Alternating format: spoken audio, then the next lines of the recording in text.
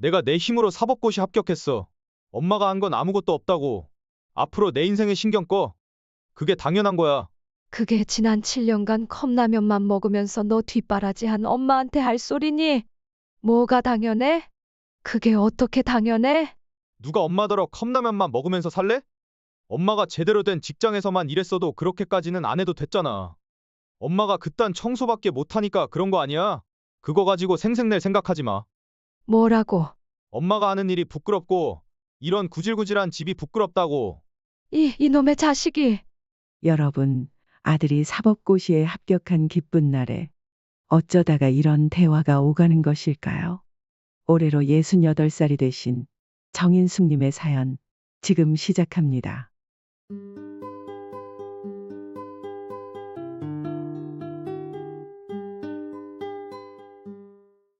안녕하세요. 저는 전라도 광주에서 태어나 현재는 대전에서 살고 있는 68살 여자입니다. 저는 일찍 남편을 여의고 홀로 청소 일을 하며 외동아들을 키워왔어요. 돌이켜보면 제 인생은 참으로 기구했습니다. 젊은 시절 사고로 남편을 잃었고요. 일용직 노동자였던 남편은 제대로 된 보상금도 받지 못한 채 갑자기 떠나버렸습니다. 저는 갓난아이와 단둘이 세상에 남겨지게 되었죠. 제대로 배운 것도 없이 결혼을 했는데 집안의 기둥이었던 남편이 그렇게 떠나고 나니 앞으로 어떻게 살아야 할지 막막하기만 했습니다. 어떻게든 먹고는 살아야 하니 이런저런 일을 찾아보다가 제가 처음으로 일하게 된 곳은 기사식당이었습니다. 그게 가장 빨리 구할 수 있는 일자리였거든요. 일은 비교적 쉬웠습니다. 주문받고 반찬 나르고 계산만 하면 되는 간단한 일이었으니까요. 그러나 월급은 적었습니다. 아침 일찍부터 밤늦게까지 일해도 손에 쥘 수 있는 돈은 얼마 되지 않았어요. 그래서 방세와 아이 먹일 분유를 사고 나면 남는 게 전혀 없었고요. 결국 오래 일한다고 월급이 오르는 일도 아니어서 식당 일을 계속하는 것은 의미가 없다고 생각이 들더군요. 그래도 그 식당에서 3년 정도는 일했습니다. 중졸 여자가 할 수 있는 일이 거의 없었으니 좀 괜찮은 일을 찾을 때까지 버티자는 마음이었죠. 그러던 중 우연히 식당에 찾아온 청소업체 사장님을 만나게 되었습니다. 그분의 권유로 청소 대행업체에서 일하게 되었고 벌써 30년 전의 일입니다. 지금 생각해보면 그때 사장님을 만나지 않았더라면 어떻게 살았을까 싶습니다. 아무것도 없는 저에게 직접 일을 가르쳐 주시고 격려해 주신 사장님 덕분에 저는 청소에서 번 돈으로 아이를 키울 수 있었죠. 종일 청소하는 게 일이라 힘들었지만 기사식당보다 벌이는 나쁘지 않았기에 꽤나 좋은 직장이었습니다. 그렇게 힘들게 사는 동안 제게 힘이 되어준 것은 하나뿐인 아들이었습니다. 남편이 떠나고 유일하게 남은 피부치 그 아들이 저에게는 천만금과도 바꾸지 않을 보물이었지요. 사실 저희 아들은 저와 달리 정말 공부를 잘했습니다. 외모는 남편을 쏙 빼닮았고 머리도 비상했습니다. 저는 남편이나 저나 학업 성취와는 거리가 멀었지만 아들은 어렸을 때부터 성적이 상위권이었습니다. 초등학교 때는 물론이고 중학교, 고등학교에서도 늘 전교 1, 2등을 놓치지 않았어요. 아들이 매번 1등이 찍힌 성적표를 들고 올 때면 이상하게도 저는 정말 묘한 기분이 들더군요. 물론 아이 앞에서는 누구보다 기뻐하며 칭찬했지만 돌아서면 늘 아들에게 미안한 마음이 들었지요. 넉넉하지 못한 살림 때문에 제대로 된 지원을 해주지 못했으니까요. 특히 아들이 초등학교 3학년 때 있었던 일 이후로는 그 미안함이 내내 머릿속을 떠나질 않았습니다. 엄마, 나 반장 됐어. 반장이 되었다는 아들의 말에 당연히 기뻐하고 축하해줘야 하는 일이었지만 살림이 넉넉하지 않다 보니 걱정이 앞섰습니다. 지훈아, 혹시 반장 되면 돈 같은 거 내야 하고 그래? 돈 잘 모르겠는데. 반장 되면 돈 내야 돼? 선생님한테 물어봐 볼게. 아니야, 엄마가 괜한 말을 했네. 아주 잘했어. 우리 지훈이 반장 된 거 축하해. 지금은 어떤지 모르지만 그때는 아이가 반장이 되면 부모가 돈도 얼마씩 내고 그랬습니다. 물론 액수가 큰 건 아니었지만 당장 먹고 사는 것도 간신히 꾸려가는 형편의 저에게는 그것도 부담스러웠지요. 그런데 아니나 다를까.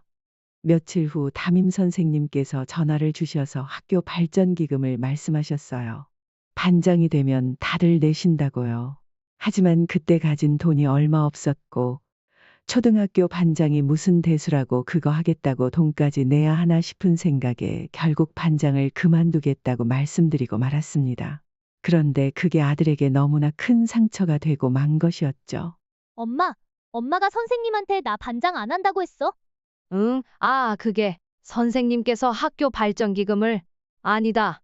그냥 엄마가 여유가 없어서 그랬어. 오늘 학교에서 얼마나 창피했는 줄 알아? 왜? 무슨 일이 있었어? 친구들 다 보는 앞에서 선생님이 부르셔서 우리 집 가난해서 반장 못하니까 다른 사람 뽑아야 한다고 했단 말이야. 뭐? 이제 창피해서 학교 가기도 싫어. 엄마 미워. 그 일이 있고 난 후로 아들은 제 앞에서 학교 이야기를 일절 꺼내지 않게 되었습니다. 제가 아는 아들의 학교 생활은 오로지 성적표뿐이었죠. 다른 집 부모들처럼 뒷바라지 해주지도 못하는데 스스로 잘하는 아들이 기특하고 대견하면서도 저는 늘 미안한 마음뿐이었네요.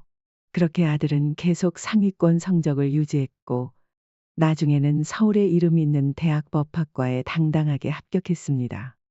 머리가 좋은 것도 좋지만 누가 시킨 것도 아닌데 아들은 집에 돌아오면 항상 책상 앞에 앉아서 공부만 했거든요. 머리도 좋은데다 공부까지 게을리하지 않으니 성적은 당연히 따라왔죠. 아들이 그 유명한 대학 법학과에 합격했다고 하는데 저는 정말 날아갈 것 같았습니다.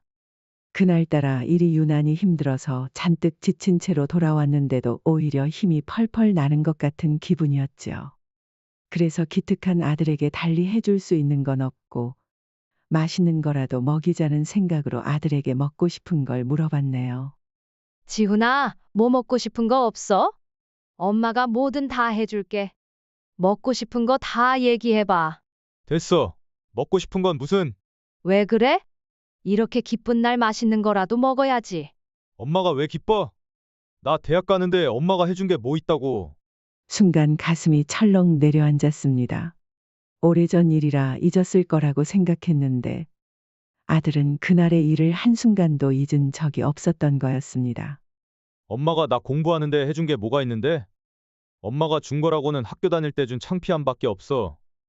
우리 집은 가난해서 반장도 못하니까 앞으로 뭔가 하려면 오로지 내 힘만으로 해야 하는구나 그렇게 생각했다고. 내가 왜 그렇게 미친 사람처럼 공부한 줄 알아? 이 구질구질한 집구석에서 나가려면 공부밖에 답이 없어서 그랬던 거야. 아들의 말 한마디 한마디는 비수가 되어 꽂혔습니다. 고단했던 삶 속에서도 유일한 희망이자 빛이었던 아들이 내심으로는 그런 생각을 하고 있었다니 너무나 가슴이 아팠습니다. 살림이 조금만 더 넉넉했더라면 아들이 지금보다 더 좋은 성적으로 더 좋은 대학에 갔을지도 모른다는 생각에 미안하기도 했죠. 아들의 눈에는 저는 아들의 대학 입학을 축하할 자격조차 없는 엄마였던 겁니다. 그래도 그때까지는 아직 품 안의 자식이라고 생각했어요. 대학생이 되었다고 바로 출가하는 건 아니라고 생각했으니까요.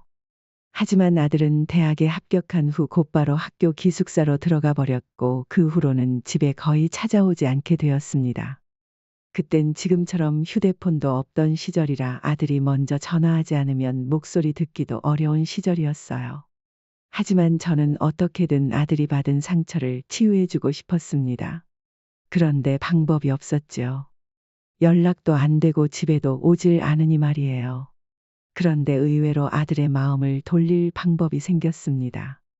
바로 학비 때문이었죠. 아들은 고등학교 때까지 늘 전교일 2등이었습니다. 지방에 그다지 이름 없는 학교였지만 그래도 대단한 성적이었죠. 덕분에 대학교 첫 학기는 입학 장학금으로 등록금을 면제받고 들어갔습니다. 하지만 막상 대학에 들어가니 다들 날고 기는 사람들만 모인 곳이라 장학금이 끊기고 말았습니다. 자녀를 대학에 보내보신 분들은 아시겠지만 사립대학 한 학기 등록금이 정말 무시무시합니다. 거기에 아무리 기숙사에 들어갔다고 하더라도 기숙사비, 식비, 용돈까지 생각하면 한 달에 대학생 한 명에게 들어가는 돈이 정말 엄청났죠. 아들도 처음엔 자기 나름대로 어떻게 해보려고 생각했던 것 같습니다. 하지만 다른 건 몰라도 등록금은 아르바이트 몇 개로는 감당할 수 없었던 겁니다.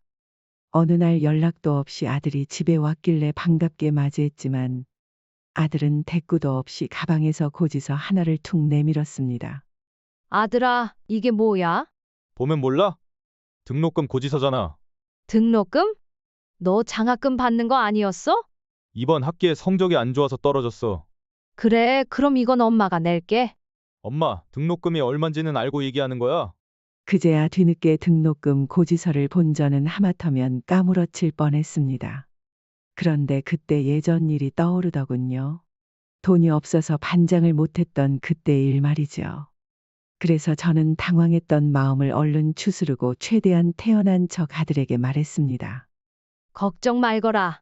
아들 등록금 정도는 엄마가 내줄 수 있어. 그러니까 너는 등록금 걱정하지 말고 공부만 열심히 해. 그러나 아들은 좋아하기는커녕 피식 웃더군요. 마음대로 해. 아, 그리고 나 장학금 떨어지면서 기숙사비도 내야 한다니까 그것도 보내줘. 그래, 알겠다. 아들 앞에서는 태연한 척 아무렇지도 않은 척했지만 돌아서니 손이 다 떨렸습니다. 청소일에서 벌어봤자 얼마나 벌겠어요.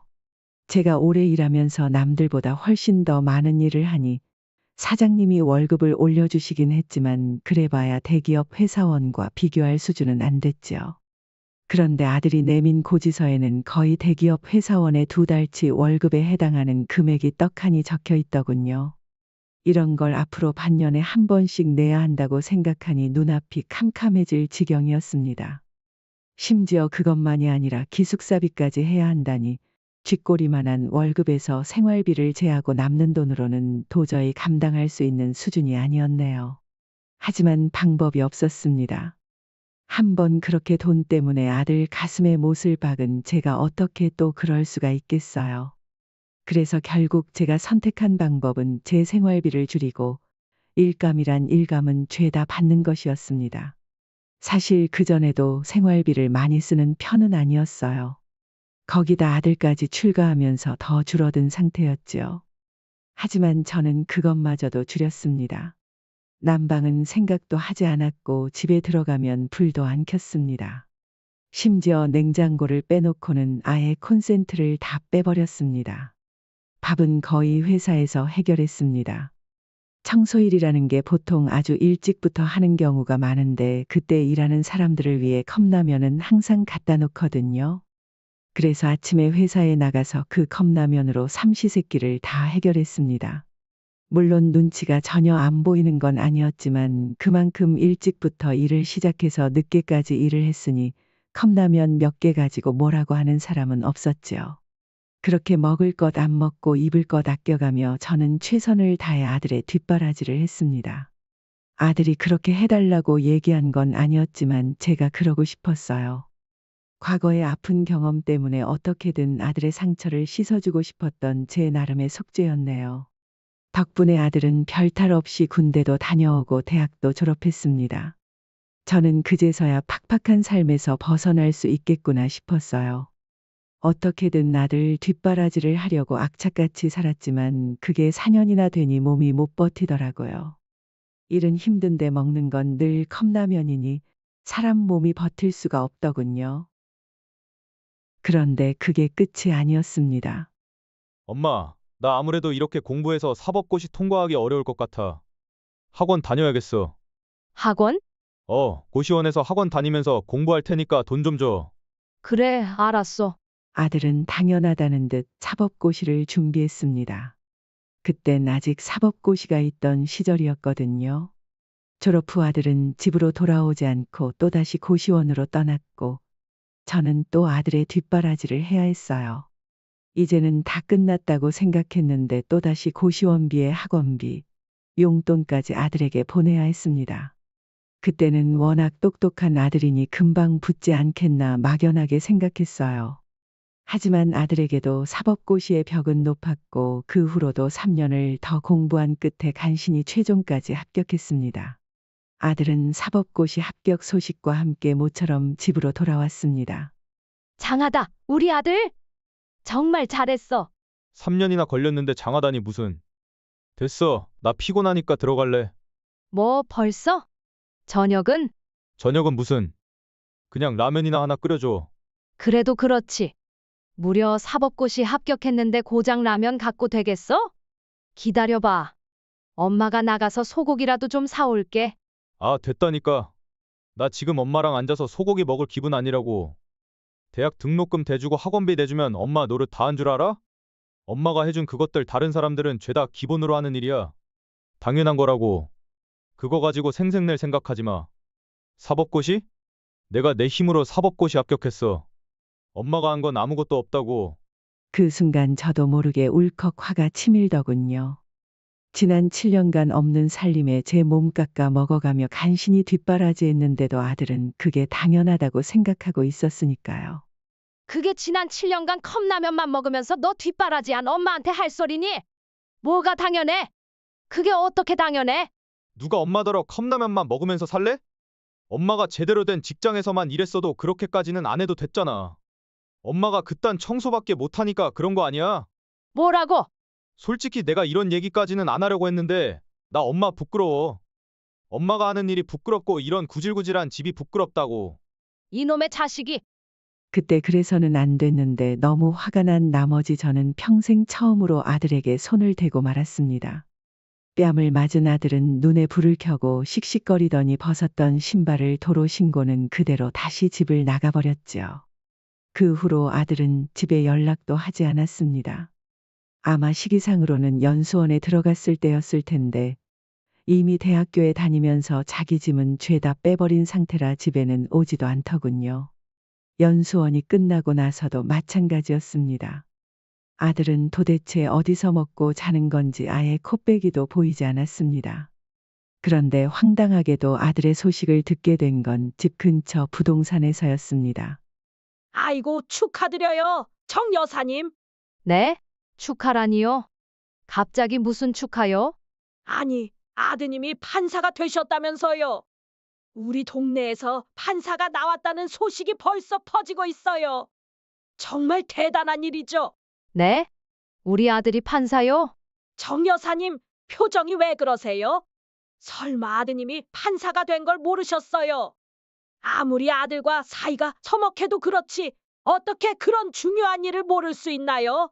저는 그 사실을 다른 사람에게서 들어야만 했습니다. 아들이 정말 원망스러웠습니다. 남편이 세상을 떠난 후 여자 혼자 고생하며 키운 아들이었는데 정작 판사가 되고 나니 저를 완전히 잊은 듯 연락을 끊어버렸으니 너무 억울하고 서러웠습니다. 그해 명절에 아들이 집에 오긴 했습니다. 엄마라는 게 참 신기한 게 그렇게 연락을 끊고 남처럼 지내던 아들이 집에 오니 반갑더군요. 그래서 맛있는 음식을 준비했지만 아들은 마치 남의 집에 온 사람처럼 불편해했습니다. 모처럼 집에 왔으니 하루 자고 가라고 붙잡았는데도 일 없다며 그날 저녁에 바로 돌아가더군요. 결국 저는 제가 자식을 잘못 키웠다는 걸 인정할 수밖에 없었습니다. 몇 년이 흘렀습니다. 아들에게서 여전히 연락은 없었지만 명절에는 한 번씩 집에 오긴 했습니다. 하지만 와서도 아들은 거의 말이 없었고 저도 무슨 말을 해야 할지 몰라서 그저 아무 말 없이 밥만 같이 먹는 일이 반복되었습니다. 그런데 어느 날 평소에는 연락도 없던 아들이 웬일로 전화를 했더군요. 명절도 아닌데 집으로 찾아오겠다고 하면서요. 저는 이제 시간이 많이 흘렀으니 아들의 마음도 조금 달라졌겠지 싶어서 기쁜 마음으로 이것저것 준비해놓고 아들을 기다렸습니다. 그런데 아들이 찾아온 이유는 전혀 다른 것이었습니다. 여기 받으세요. 응, 이게 뭐니? 청첩장이에요. 집에 온 아들이 다짜고짜 내민 것은 청첩장이었습니다. 심지어 자기 결혼식 청첩장이었죠. 제 결혼식 청첩장이에요. 중요한 일이니까 그래도 말씀 안 드리면 안 될 것 같아서 드리는 거예요. 아니, 지훈아, 갑자기 결혼이라니. 난 아직 너랑 결혼할 사람이 누군지도 모르는데. 어머니가 아셔서 뭘 어쩌시려고요? 그쪽 집에는 어머니 외국에 계셔서 참석 못 하신다고 얘기해 놨으니 굳이 결혼식 오실 필요도 없어요. 뭐? 내가 이렇게 멀쩡히 여기 있는데 그게 무슨 소리야? 이건 아니다. 이건 정말 아니야. 엄마가 어떻게 생각하시는지는 상관없어요. 이건 제 삶이고 제 결혼이에요. 무슨 말씀을 하셔도 바뀌는 건 없어요. 아들은 마치 남대하듯 차가운 말투로 이야기했습니다. 그 순간 저도 모르게 울컥 눈물이 쏟아졌습니다. 세상에, 내가 너를 어떻게 키웠는데. 내 아버지 그렇게 돌아가시고 혼자 너 먹여 살리려고 얼마나 고생을 했는데. 어떻게 엄마한테 이럴 수가 있어. 엄마는 고생하며 키우셨다고 하시지만 전 받은 게 없는데 그게 다 무슨 소용이에요. 제가 결혼하려는 사람 돈 많은 집안 딸이에요. 저도 이제 격에 맞게 살아야죠. 내가 결혼에 반대하겠다는 소리가 아니잖니. 그래도 내가 내 엄마인데 어떻게 결혼식에도 오지 말라고 할 수가 있어. 격이 맞아야 초대를 하죠. 제가 말씀드렸죠. 그 집안 좋은 집안이라고요. 그런데 제 엄마라고 청소나 하는 사람이 앉아 있으면 격이 맞겠어요? 그 결혼이 되겠냐고요? 그러니까 엄마는 그날 오지 마세요. 아니, 정 오시고 싶으시면 그냥 하객으로 참석하세요. 아셨죠? 순간 가슴이 너무 답답하고 머리도 어지러워 뭐라고 대꾸도 제대로 못했습니다. 아니 사실 대꾸할 말이 떠오르지 않았어요. 어쩌다 아들이 이렇게 됐을까? 난 그저 없는 살림이라도 꾸역꾸역 꾸려가며 아들 하나 잘 키우고 싶었던 것뿐인데 왜 이 지경이 됐을까? 그저 자책만 할 따름이었습니다. 하지만 아들은 그러거나 말거나 청첩장만 덜렁 제게 쥐어주고는 그대로 집을 떠나버렸어요. 그날 저는 미어지는 가슴을 붙잡고 눈물만 펑펑 흘릴 수밖에 없었네요. 다음 날 저는 평생을 하루도 쉬지 않았던 청소일을 처음으로 쉬었습니다. 다른 이유가 있었던 게 아니라 그냥 아파서였어요. 제가 아프면 아들이 굶는다는 생각 때문에 평생 감기 한 번 걸리지 않고 살았는데 그날은 곧 죽을 것처럼 온몸이 쑤시고 식은땀까지 줄줄 나더군요. 약국에 갈 기력도 없이 저는 보일러도 돌아가지 않는 냉골에서 이불만 뒤집어 쓴 채 종일 오들오들 떨었습니다. 그렇게 꼬박 사흘을 앓았어요. 간신히 자리에서 일어나니 배가 고파서 얼른 라면에 찬밥을 말아 먹었더니 기운이 나더군요. 그제야 저는 깨달았습니다. 지나간 세월은 전부 헛것이었다는 것을 말이죠. 그래서 그날 다니던 회사에 찾아가 일을 줄였습니다. 그때까지 저는 다른 사람보다 훨씬 많은 곳을 맡아 청소했거든요. 아들이 시험에 합격하면서 전처럼 돈이 많이 들어갈 일이 없어졌지만 아들의 결혼이 남아 있었죠. 하지만 사흘 동안 앓고 나니 모든 게 부질없다는 걸 깨달았습니다. 아들은 이미 제 품을 떠나버린 상태였으니까요. 그리고 돈을 모아둔 통장을 확인하니 꽤 많은 돈이 모여 있더군요. 많이 벌지는 못했어도 5년 동안 생활비까지 줄여가며 모은 돈이었으니까요. 억 단위 돈까지는 아니었지만 평생 가난하게 살아온 제게는 어마어마한 금액이었습니다. 평생 먹고 살 돈까지는 아니었지만 돈 때문에 쪼들려 살 필요는 없게 된 거죠.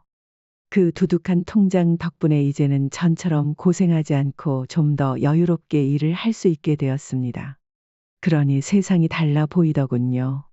아들을 키우느라 뼈 빠지게 일하는 동안 먹고 싶은 것도 마음대로 못 먹었는데 이제는 제대로 밥도 챙겨 먹으니 몸도 건강해졌습니다. 그렇게 두어 달을 지내니 어느새 아들의 결혼식 날이 되었습니다. 그 난리를 치고도 아들이 결혼식을 한다니 보러 가고 싶었습니다. 그래서 적당히 차려입고 결혼식장에 갔습니다. 식장에는 사람이 정말 많더군요. 아들이 판사라서이기도 했지만 신부 측 하객이 특히 많았습니다. 신부가 어떤 사람인지 궁금해지기도 했습니다. 그래서 아들의 눈을 피해 몰래 신부 대기실에 찾아갔죠. 그런데 막상 가보니 신부가 보이지 않더군요. 저는 그냥 지나가듯이 한번 보려 했는데 자리에 없으니 난처했어요. 혹시나 싶어 안으로 들어갔는데 갑자기 누군가 들어오는 소리에 놀라 저도 모르게 이어진 작은 방에 숨어버렸습니다. 신부 대기실에 들어온 건 신부와 신부의 아버지였습니다. 아들이 오지 말라고 했는데 괜히 왔나 싶었지만 이미 숨어버려서 나가기도 애매했죠. 결국 의도치 않게 두 사람의 대화를 엿듣게 되었습니다. 그런데 그들의 대화는 도저히 결혼식장에서 오고 갈 이야기가 아니었습니다. 이제 결혼식이구나. 그동안 너가 수고 많았다. 수고는 무슨, 이게 무슨 대단한 일이라고. 그나저나 아빠 재판은 어떻게 되고 있어? 저 멍청한 자식이 나설 때까지 어떻게든 미뤄뒀지. 진짜 나도 나이를 먹긴 먹었나 보다. 평생 법에는 안 걸렸는데 이제 와서 꼬리를 잡혔으니 원. 에이, 사람이 살면서 어떻게 실수 한 번을 안 해. 그래도 저 사람 이용해서 해결하면 되니까 너무 걱정하지 마. 지방 판사긴 해도 그래도 판사야 판사. 이 대화를 듣고 저는 큰 충격을 받았습니다. 유능하긴 개뿔. 그렇게 유능해서 지가 이용당하는 것도 몰라.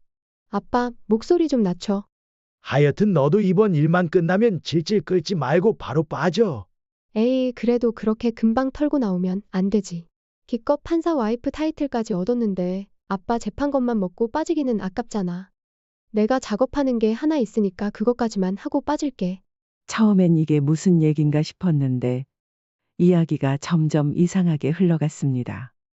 결혼식장에서 무슨 재판이니 뭐니 하는 말이 오가다가 급기야 이용하려고 결혼한다는 말이 나오자 그제야 모든 게 명확해졌습니다. 이 사람들은 아들이 판사라는 점을 이용해 본인들 재판을 무마하려는 것이었습니다. 한참 동안 방에 숨어 있으니 결혼식이 시작되려는지 두 사람이 신부 대기실에서 나갔습니다. 그리고 저는 조용히 그들을 따라 식장에 들어갔어요. 그러다 아무것도 모르는 아들이 식장으로 걸어 들어가는 모습을 발견했습니다. 이 사실을 모르는 아들을 보니 저도 모르게 눈에서 불이 나는 듯 했죠. 결국 참지 못하고 뛰어들었습니다.